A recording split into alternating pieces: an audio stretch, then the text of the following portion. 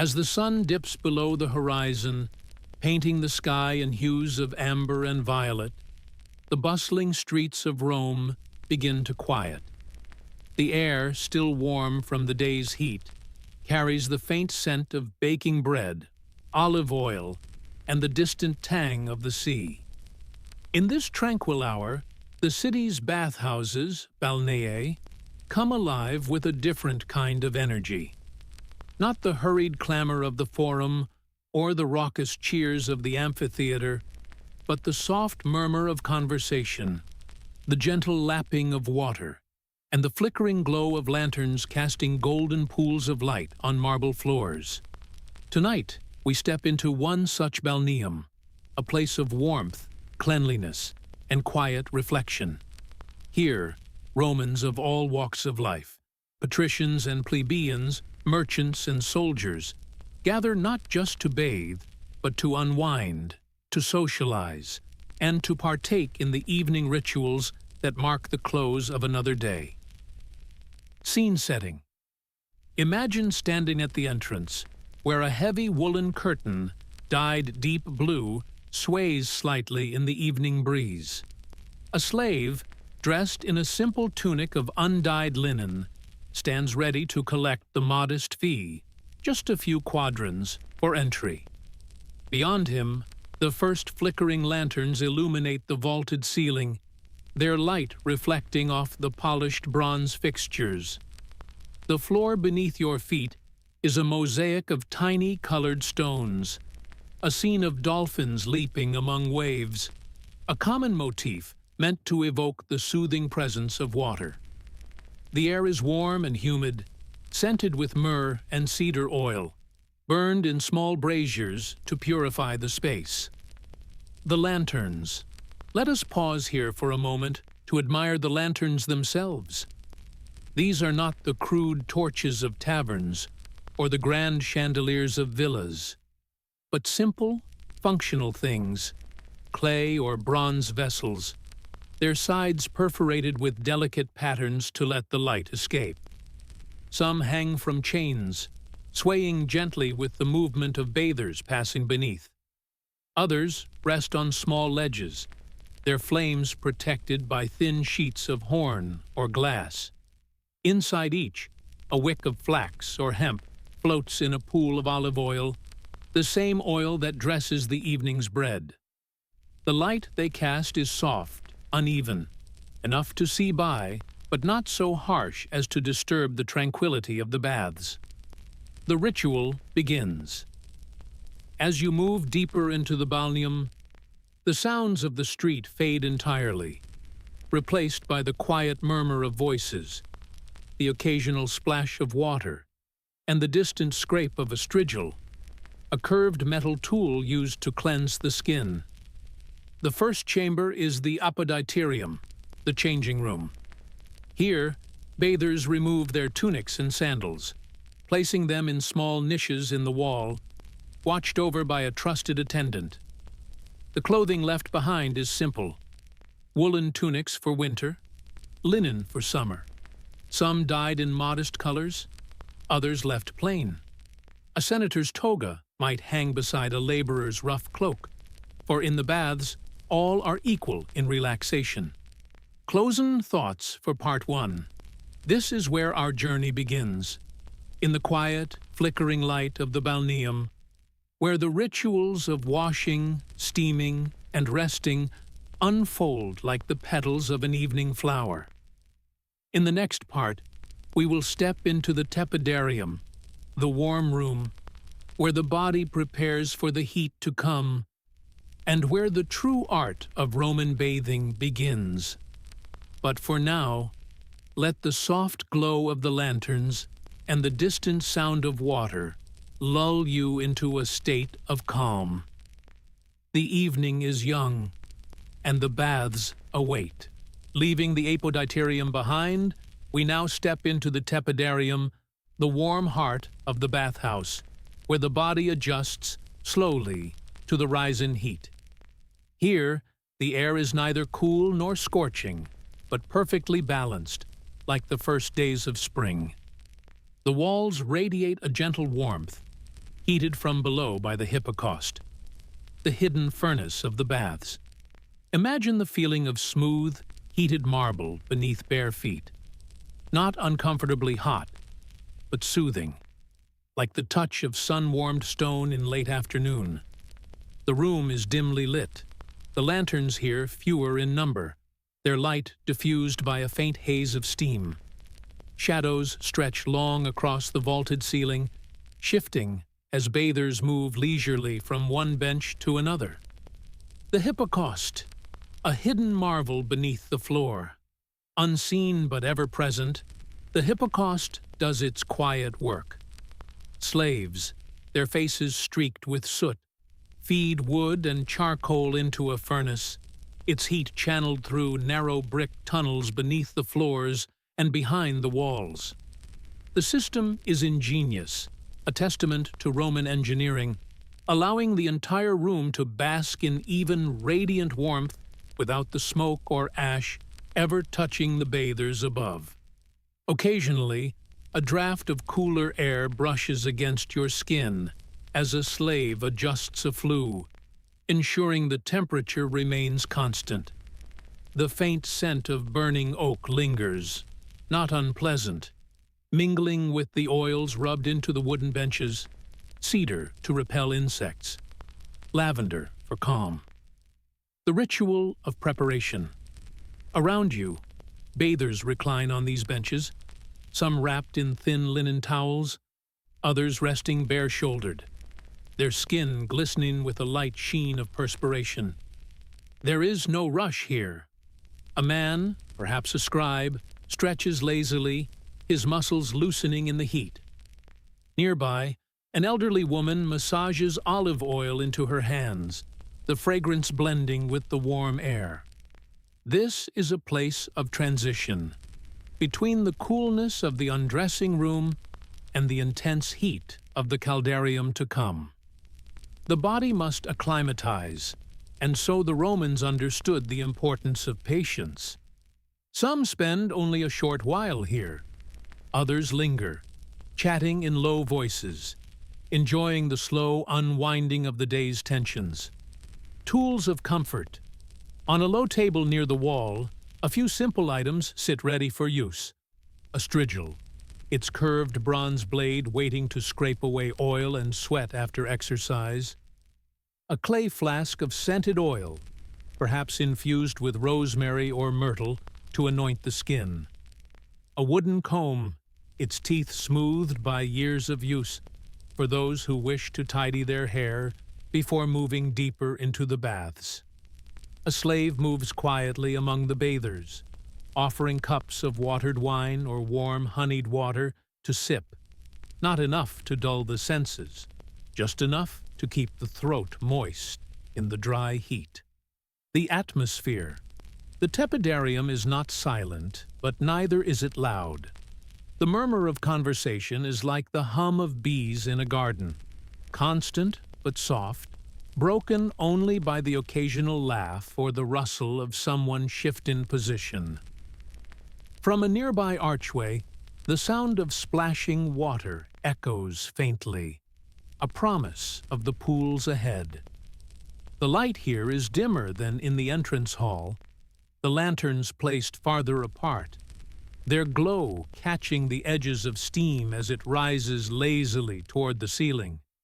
Shadows flicker, making the painted frescoes on the walls seem almost alive. Scenes of nymphs by springs, of Hercules resting after his labors, reminders that even the strongest must pause and restore themselves. Closing thoughts for part 2. For now, we linger here, in the quiet warmth of the tepidarium, where time moves as slowly as the drifting steam. In the next part, we will enter the caldarium, the hottest room of the baths, where the air shimmers with heat and the body is cleansed, deeply and thoroughly. But there is no need to hurry. The evening is long, and the baths are a place of patience. Let the warmth surround you, let your breath slow, and let the distant sounds of water and soft voices lull you deeper into relaxation. Now we pass from the gentle warmth of the tepidarium into the enveloping heat of the caldarium, the hottest chamber of the baths. The air here is thick, shimmering, almost liquid in its warmth. It presses upon the skin like a heavy blanket, drawing out tension, sweat, and the accumulated dust of the day. As we step through the arched doorway, the difference is immediate. The marble underfoot is hotter now, not scalding, but requiring a slower, more deliberate step. The walls radiate heat from the hypocaust below, their surfaces almost too warm to touch for long. High above, small windows, their panes of thinly sliced selenite, allow pale moonlight to filter in, mixing with the orange glow of the lanterns. The architecture of heat. The room is circular, domed, designed to trap the rising warmth without letting it grow stifling. Steam curls upward, vanishing into the shadowed apex of the ceiling. Along the curved walls, raised benches of dark basalt provide places to recline, their surfaces heated but smoothed by years of use, worn down by countless bathers before. In the center of the room, a shallow pool glistens, its water drawn from the bath's own reservoir and kept near scalding by pipes fed from the furnace. Here and there, a bather dips a hand or foot, testing the temperature before easing in fully. Others sit on the steps leading into the water, letting the steam rise around them, their faces beaded with sweat. The ritual of sweating. This is where the true cleansing begins. Romans understood that sweat was not just a sign of heat, but a purging of the body's impurities. Some bathers sit still, eyes closed, meditating in the thick air. Others engage in quiet conversation, their words languid, unhurried. A slave moves among them, carrying a long-handled ladle. With practiced ease, he pours water over the heated stones set in a niche in the wall. A fresh hiss of steam billows forth, intensifying the humidity for a brief, breathless moment, before settling back into the general warmth. Tools of the caldarium.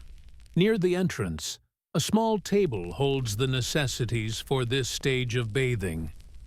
A bundle of dried eucalyptus leaves, occasionally waved through the air to freshen it. A stack of linen cloths, dampened and scented with lavender, for pressing to the face when the heat grows overwhelming. A bowl of fine salt, mixed with crushed mint, for those who wish to scrub their skin lightly before rinsing.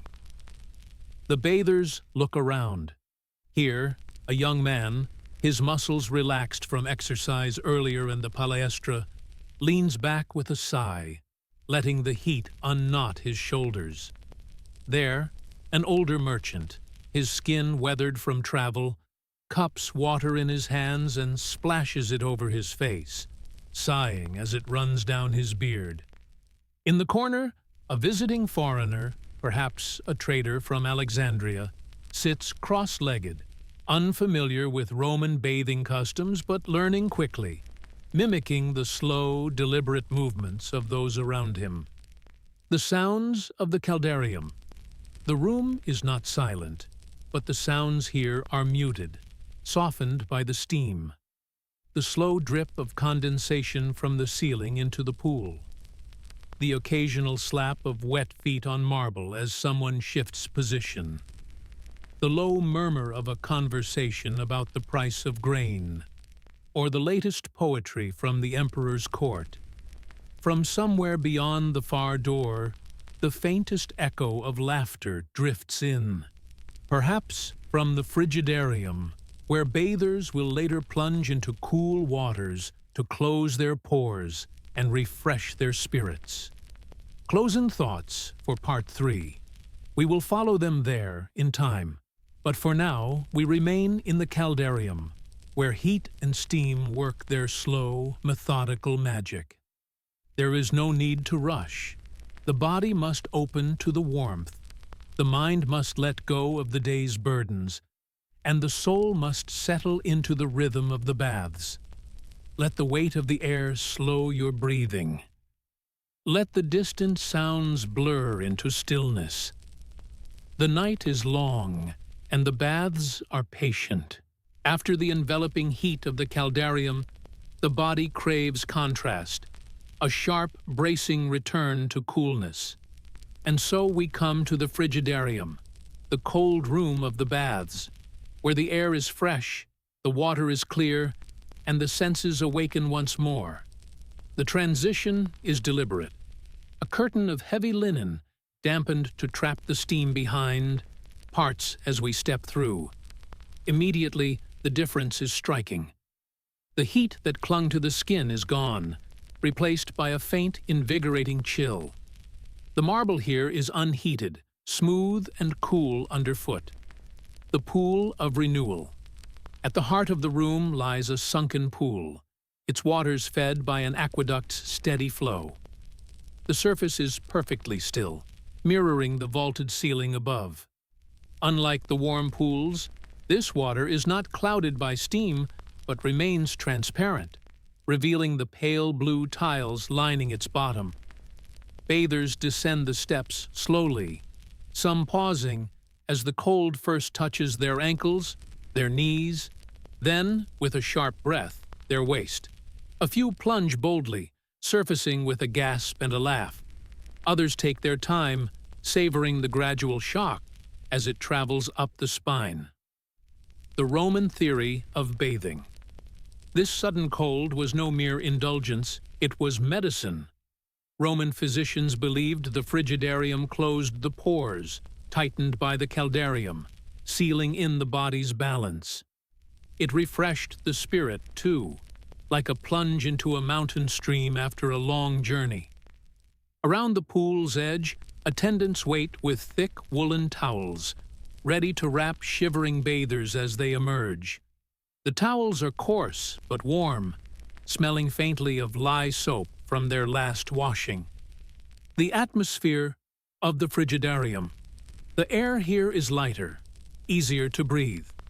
High windows, left unshuttered even in winter, allow the night breeze to drift in, carrying with it the distant sounds of the city settling into evening. A dog barks somewhere. A cart's wheels rumble over cobbles, far away. Lanterns are fewer here, their light dimmer, but the moon, when it shines, casts silver ripples across the pool's surface. Those who linger after their plunge often sit on the marble benches lining the walls, wrapped in their towels, watching the play of light on water. Tools of the frigidarium, neatly arranged on a nearby shelf. A bronze guttus, its narrow spout used to pour icy water over the head for those not ready to fully submerge. A bowl of crushed mint leaves, sometimes rubbed briskly on the arms and chest to stimulate the blood after the cold. A stack of linen strips, soaked in lavender water, for draping over closed eyes while resting afterward. The bather's ritual. Observe them now. A soldier, his skin marked with old scars, dunks his head 3 times, shaking the water from his hair like a dog. An elderly scholar, his beard neatly trimmed, sits on the pool's edge, dangling his feet and sighing as the cold eases his joint pains. 2 friends, their voices low, debate whether the shock of the frigidarium is better endured quickly or gradually, their laughter ringing off the walls. The sounds of water and stone. Close your eyes and listen. The drip-drip of water from a bather's elbow as he lifts himself from the pool. The muffled slap of bare feet moving toward the massage tables in the next room. The distant, metallic clink of a servant adjusting the bronze faucet that feeds the pool. Closing thoughts for Part 4. We could linger here in the cool silence, but the baths have more to offer. Beyond lies the unctorium, where tired muscles are soothed with oil and skilled hands. We will go there next, but not yet. For now, let the memory of the cold water linger on your skin. Let your breath match the slow ripples in the pool. The night is still young, and the baths are a place where time stretches like shadows at dusk. Emerging from the invigorating chill of the frigidarium, the bathers now enter a space of deep restoration, the unctorium, the anointing room. Here, the air is perfumed with the richness of pressed olives, blooming herbs, and exotic resins, blending into a fragrance that lingers like a whispered promise of comfort. The light here is golden, cast by hanging lanterns with amber-tinted glass, softening the edges of the room. Couches of carved cedar, padded with thick woolen cushions, line the walls. Upon them, bathers recline as skilled hands knead away the last remnants of tension, preparing them for the evening ahead, or for the embrace of sleep. The sacred oils of Rome. On a long marble table, rows of glass and clay vessels gleam in the lamplight, each holding oils from distant corners of the empire. Olive oil from Baetica, golden green and slightly peppery, the base of every anointing. Rose oil from Campania, painstakingly distilled from thousands of petals for those who seek luxury. Lavender oil from Massilia, its crisp aroma believed to calm restless minds. Myrrh from Arabia, dark and resinous for those who wish their skin to carry the scent of sacred rituals. An elliptes, a massage slave trained in the art of healing touch, selects a blend suited to each bather's needs, warming it between their palms before application. The ritual of anointing. Watch as the elliptes works. The back, long, firm strokes along the spine, pressing away the knots left by labor or worry. The oil glistens as it spreads, catching the light like liquid amber. The shoulders, circular motions here, where stress gathers like storm clouds. A sigh escapes the bather, his body sinking deeper into the couch. The arms and hands. Fingers are pulled gently, each joint given attention, a reminder that even the smallest parts of the body deserve care. The feet, the final act of devotion. A thumb presses into the arch, and the bather murmurs in gratitude. The tools of the elliptes. A strigil, curved like a crescent moon to scrape away excess oil and dead skin. A sea sponge, soaked in warm rose water for cleansing the skin afterward. A pumice stone, smooth from years of use to buff calluses from feet and elbows. Conversations in the unctorium, the room hums with quiet exchanges. A merchant discusses the price of Syrian incense with the elliptes, his voice drowsy with relaxation. Two friends debate whether mint or marjoram makes for a better post-bath infusion. An elderly senator, half asleep, mumbles lines from Virgil as skilled hands ease the stiffness from his legs. The atmosphere of slow time. There is no urgency here. Even the slaves move with deliberate grace, their footsteps silent on the padded rugs. The scent of oils hangs in the air, thick and comforting. From somewhere beyond the curtain, a flute plays a simple repeating melody, a lullaby for grown men and women lost in the luxury of stillness. Close-in thoughts for Part 5. Soon, the bathers will rise, softened, polished, and perfumed, ready to don their clean tunics and step into the evening. Some will return to bustling households, others to quiet suppers of bread, cheese, and watered wine.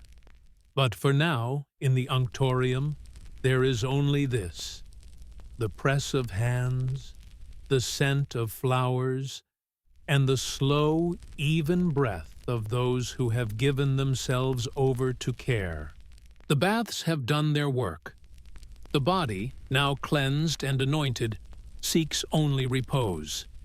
And so we follow the bathers as they drift from the warm, oil-scented dimness of the unctorium into the open air of the bathhouse garden, a sanctuary where the evening is not an ending, but a slow unwinding.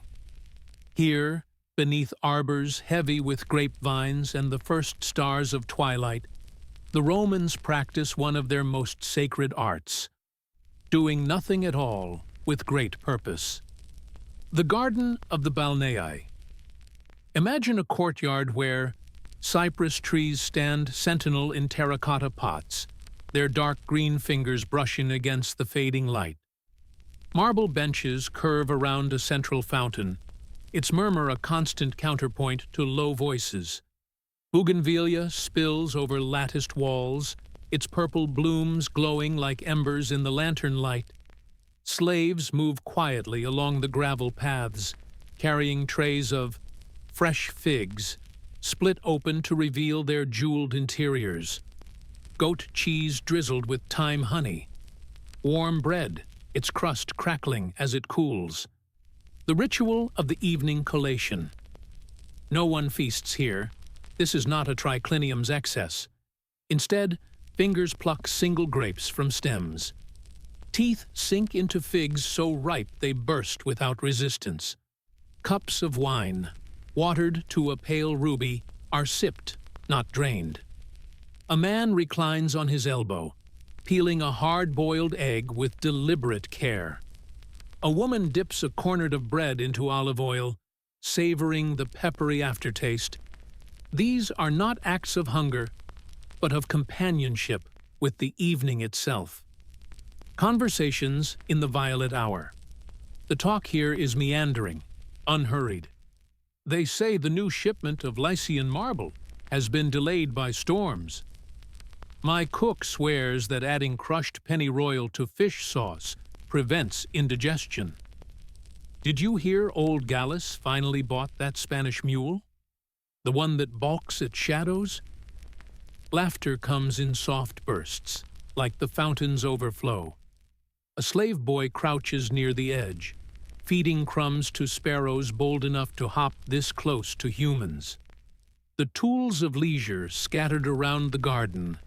A discarded wax tablet, its stylus still wedged in the groove where someone abandoned a poem mid-line. A set of Latrunculi pieces left mid-game on a bench, awaiting tomorrow's resolution. A woolen shawl, forgotten by its owner, now draped over the statue's shoulders, like a toga. The sounds of dusk. Listen closely. The chirr of crickets tuning their legs in the rosemary bushes. The clink of a bronze cup set down too hard on stone.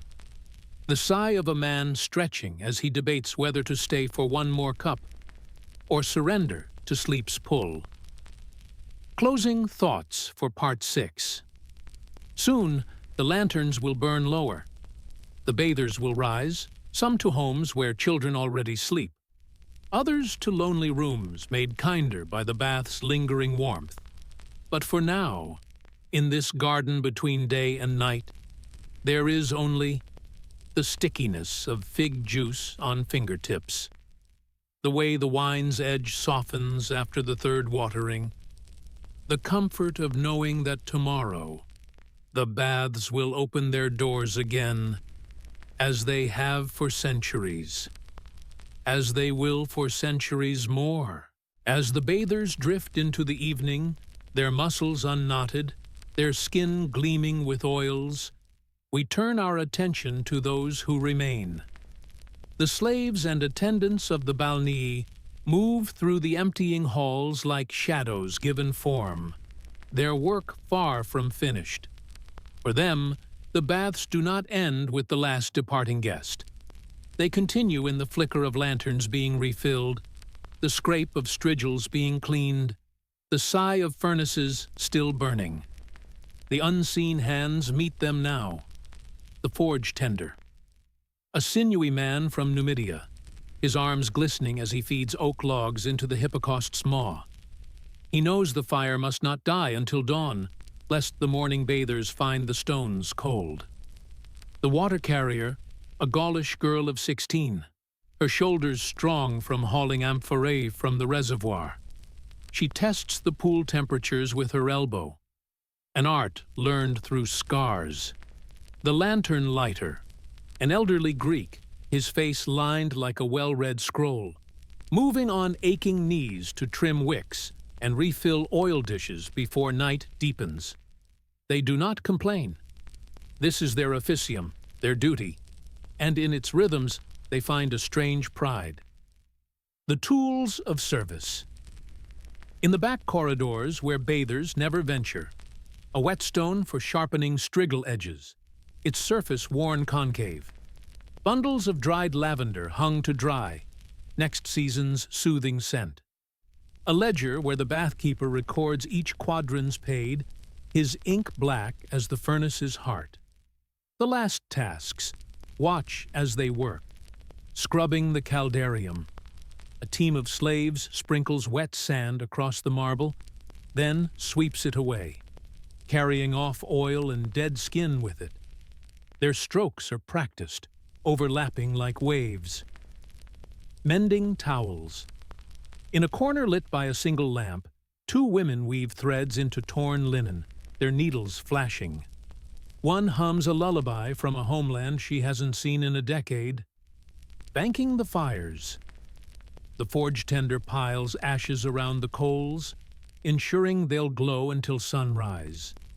His hands are leather, but they tremble when he thinks no one sees. Their own moment of rest. Only when all else is done do they claim their due. A shared loaf, still warm from the bakery's last batch. A single cup of unmixed wine, passed hand to hand. The chance to soak their own feet in the frigidarium's runoff, sighing as the cold eases their swollen joints. The Greek lantern lighter murmurs a line from Homer. There is a time for many words and a time for sleep. The others nod. They know both are luxuries rarely granted to their kind. Closing thoughts for Part 7. We will leave them now, these keepers of warmth and light. Tomorrow, before the first bather arrives, they will rise to scatter fresh rose petals in the tepidarium, polish the bronze faucets until they mirror the sky. Begin the cycle anew. But for this moment, in the hush where night meets dawn, they are not slaves. They are the ones who make the rituals possible, the silent architects of Rome's daily rebirth. As the last slaves retreat to their quarters, one figure remains, the bathkeeper. A freedman of middle age, his tunic is plain but finely woven, his fingers stained with ink rather than soot. In his hands rests the ledger of the Balneae, its wax tablets etched with the day's accounts. He moves through the cooling halls, not with the urgency of a laborer, but with the quiet satisfaction of a man who has built something worthy. The economics of warmth. The ledger tells a story beyond numbers. 214 quadrants collected at the entrance today. Fewer than market day, but more than expected after the chariot races drew crowds elsewhere. 3 amphorae of olive oil consumed in the lanterns. Less wastage this month since switching to thicker wicks. 1 striggle stolen, again, likely by the dye merchant's apprentice, who never meets his eyes. The bathkeeper sighs but does not mark it down. Some losses are worth enduring for peace. The nightly inspection. His sandals whisper against marble as he walks the empty baths. The caldarium, he presses a palm to the wall, still faintly warm. Good. The frigidarium pool, a loose tile near the steps. He makes a note to send for the Sicilian mosaicist tomorrow. The oil stores, running low on lavender essence. The next shipment from Massilia is overdue. At the garden's edge, he pauses. The statue of Hygeia, her stone hand extended in blessing, has been garlanded with fresh laurel. likely the work of the old Greek slave who once served as a physician's assistant. The bathkeeper leaves it untouched. Legends of the Balneae alone now, he allows himself to remember the stories whispered about his establishment. The time a senator's daughter was cured of her melancholia by regular immersions in the tepidarium. The rumor that the ghost of a murdered gladiator haunts the epidaterium, stealing only left sandals. The certainty that any couple who shares a cup of wine under the garden's fig tree will marry within a year. He neither confirms nor denies these tales. Mystery, he knows, is as valuable as hot water. The last light, in his small office, a niche barely larger than a bathing cubicle, he trims the wick of his personal lamp, good Babylonian brass, a luxury he allows himself. The final entry of the night is not in the ledger, but in the tiny diary hidden beneath it. Today, the widow Marcia smiled for the first time since her son's death. She stayed 2 hours in the garden. May the gods grant her sleep. He blows out the lamp. Tomorrow will begin before dawn. The furnace must be fed, the floors scrubbed, the fees adjusted for the expected influx after the grain distribution. But for now, there is only the walk home through sleeping streets, the weight of the keys at his belt, and the quiet pride of a man who tends not just stones and water, but the fragile human need for warmth. The baths do not sleep. Long before the first bather arrives, the Balneae is already sighing back to life. The hippocaust, tended through the night, exhales warmth into the hollow spaces beneath the floors. The water in the frigidarium, still and silvered by moonlight, shivers as fresh currents from the aqueduct stir its surface. And then the doors open. The first bathers. They come in the blue hour before full dawn. The baker, his arms still dusted with flour, seeking to ease the ache of a night spent kneading dough. A vestal virgin, her presence announced by the whisper of sacred wool against marble, here to purify herself before morning prayers. An old sailor, his skin mapped with scars from forgotten storms, who believes the caldarium's steam keeps his joints seaworthy. They do not speak much. There is a solemnity to these early hours, a quiet communion between those who know the value of claiming stillness before the day begins. The ritual of renewal, watch, how the baths transform at sunrise, the hippocaust's breath. Slaves rake the embers, sending fresh heat snaking through the walls. The marble warms from within, like flesh under skin. The first lanterns. Wicks are trimmed, oil replenished. Their light is pale against the gathering dawn. The waters stirred. A slave with a long pole agitates the frigidarium's pool, breaking the night's thin film of dust. In the garden, a thrush drinks from the fountain, undisturbed. Tools of the morning laid out with fresh precision. New strigils, their bronze edges blunter than they'll be by evening, after a day of scraping away the city's grime. Bundles of dried thyme, hung by the tepidarium entrance, where their scent will mingle with steam. A chalkboard noting the day's special infusion. Honeyed mint for the morning. Chamomile, afternoon. The sounds of awakening. Listen as the baths breathe. The hiss of water meeting hot stones in the caldarium. The creak of the great oak door as another early bather enters. The muffled slap of a sponge being wrung out over the gutter. From somewhere beyond the walls, a trumpet signals the changing of the guard at the Praetorian camp. The baths pay no mind. Their rhythm is older than empires. Closing thoughts for Part 9. Soon the crowds will come, the politicians postponing their debates, the matrons trading gossip, the schoolboys splashing when no one scolds them. But this hour belongs to the quiet ones, the baker floating on his back in the warm pool, eyes closed, the vestal's robe drying on a sun-warmed bench, the sailor humming a tune no land-bound throat could ever quite capture. The baths remember them all. The baths are never empty. Even when the last bather departs and the final lamp is extinguished, something lingers in the warm dark, an exhale held in the hollows of the hypocaust, a whisper trapped in the condensation on the ceiling. The Balneae is not just a place, but a living pulse. It has its own seasons, its own tides, its own way of swallowing time and returning it, softened to the world. The anatomy of a ritual. Consider how the baths breathe. Inhale at dawn, drawing in the baker, the virgin, the sailor. Hold at midday, when the pools shimmer with crowded laughter. Exhale at dusk, releasing the oiled and drowsy into the streets. Rest at midnight, while slaves and stones whisper to one another in the dark.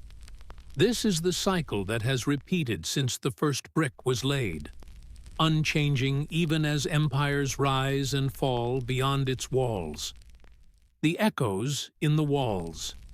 Place your palm against the caldarium wall at twilight. If you listen closely, you might hear the ghost of a laugh from a merchant who bathed here a decade ago, now buried along the Appian Way. The echo of a splash from a child who is now a soldier sweating in Britannia's rains. The memory of a sigh from a woman who found, just for an hour, a reprieve from a life she did not choose. The baths remember what the city forgets. The tools of eternity. Simple things that outlive those who use them. A bronze strigil, its curve worn smooth by 10,000 hands. A marble bench, hollowed slightly by a century of resting bodies. A terracotta oil jar, its rim chipped where a slave knocked it against the fountain's edge in the reign of Augustus. They will remain long after the names of today's bathers have faded from memory. The last thought. As we take our leave of these halls, remember, the baths were here before you. They will remain after you. And should you return in a year, or a decade, or another life, they will welcome you as they always have, with warmth, with water, with the quiet certainty of a ritual that knows no end.